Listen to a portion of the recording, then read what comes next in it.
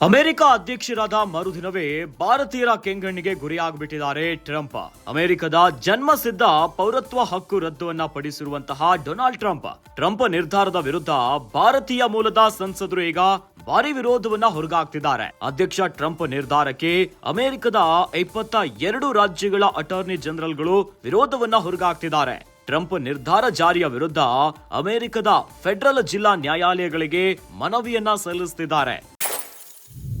ಮೊದಲು ಅಮೆರಿಕದಲ್ಲೇ ಹುಟ್ಟುವಂತ ಪ್ರತಿ ಮಗುವಿಗೂ ಸ್ವಾಭಾವಿಕವಾಗಿ ಪೌರತ್ವ ಸಿಗ್ತಾ ಇತ್ತು. ಸದ್ಯ ಹೊಸ ನೀತಿಯ ಪ್ರಕಾರ ಜನಿಸುವಂತಹ ಮಗುವಿನ ತಂದೆ ಅಥವಾ ತಾಯಿ ಇಬ್ಬರಲ್ಲೊಬ್ರು ಅಮೆರಿಕನ್ ಆಗಿರಬೇಕು.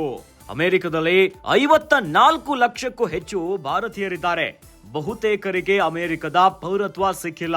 ಏನೋ ಹೊಸ ನೀತಿಯ ಪ್ರಕಾರ ಫೆಬ್ರವರಿ 19 ಬಳಿಕ ಹೆತ್ತವರು ಅಮೆರಿಕದ ನಾಗರಿಕರಾಗಲೇಬೇಕು. ಇನ್ನು 22 ರಾಜ್ಯಗಳು ಹಾಗೂ ಸಂಸದರ ವಿರೋಧದಿಂದ ಸಂಕಷ್ಟಕ್ಕೆ ಸಿಲುಕಿರುವಂತಹ ನೂತನ ಅಧ್ಯಕ್ಷ ಟ್ರಂಪ್ ಆದೇಶ ಜಾರಿಗೆ ಬರೋದಕ್ಕೆ ಅಮೆರಿಕದ ಸೆನೆಟ್ನಲ್ಲಿ ಬಹುಮತವನ್ನ ಪಡಿಬೇಕು. ಇನ್ನು ಅಮೆರಿಕದಲ್ಲಿ ಭಾರತದಲ್ಲಿರುವಂತೆ ವಿಪ್ ಆದೇಶವನ್ನ ಪಾಲಿಸಬೇಕೆನ್ನುವಂತ ಕಡ್ಡಾಯ ನಿಯಮ ಇಲ್ಲ.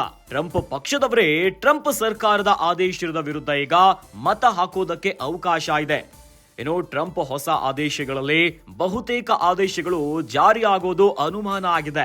ಅಮೆರಿಕದ 47ನೆಯ ಅಧ್ಯಕ್ಷನಾಗಿ ಡೊನಾಲ್ಡ್ ಟ್ರಂಪ್ ಶ್ವೇತ ಭವನಕ್ಕೆ ಎಂಟ್ರಿಯನ್ನ ಕೊಟ್ಟಿದ್ದಾರೆ. ಇನ್ನು ಟ್ರಂಪ್ ಅವರ ಹಲವು ಆದೇಶಗಳು ಈಗ ಭಾರಿ ದೊಡ್ಡ ಸಂಚಲನವನ್ನ ಕ್ರಿಯೇಟ್ ಮಾಡಿದೆ.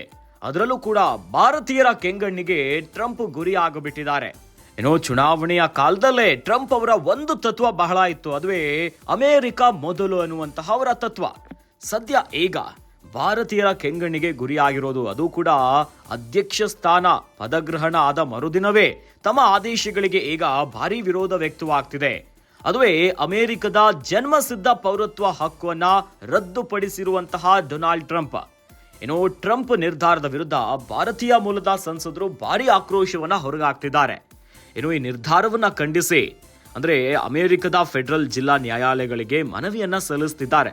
ಅಂದ್ರೆ ಮೊದಲೇನಿತ್ತಂತಂದ್ರೆ ಅಮೆರಿಕದಲ್ಲಿ ಹುಟ್ಟುವಂತ ಪ್ರತಿ ಮಗುವಿಗೂ ಸ್ವಾಭಾವಿಕವಾಗಿಯೇ ಅಲ್ಲಿನ ಪೌರತ್ವ ಸಿಗ್ತಾ ಇತ್ತು.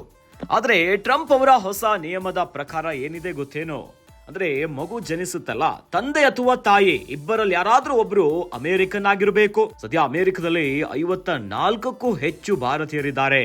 ಇನ್ನು ಬಹುತೇಕರಿಗೆ ಅಮೆರಿಕದ ಪೌರತ್ವ ಸಿಕ್ಕಿಲ್ಲ.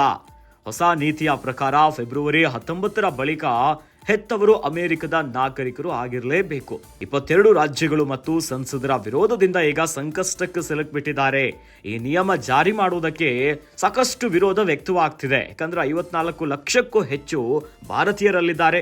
ಪೌರತ್ವ ವಿಚಾರವಾಗಿನೇ ಈಗ ನೆಗೆ ಕೆಂಡ ಆಗಿದ್ದಾರೆ.